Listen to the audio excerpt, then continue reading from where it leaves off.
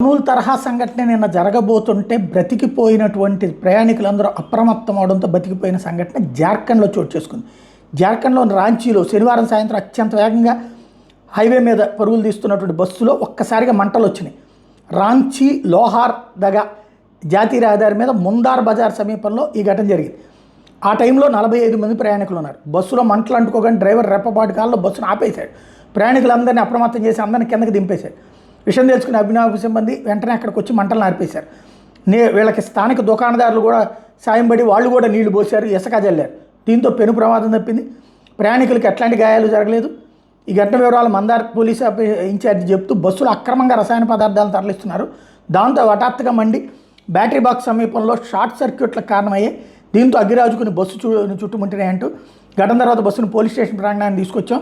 ప్రయాణికులందరినీ తమ గమ్యస్థానాలకు క్షేమంగా చేర్చేందుకు ప్రత్యామ్నాయ ఏర్పాట్లు చేశామని ప్రకటించారు. డ్రైవర్ అప్రమత్తత కాపాడింది. సేమ్ టైం యాజమాన్యాలు ఇట్లాంటి ప్రమాదకరమైన సరఫరా చేస్తున్నాయన్నది బయటపడుతున్నాయి.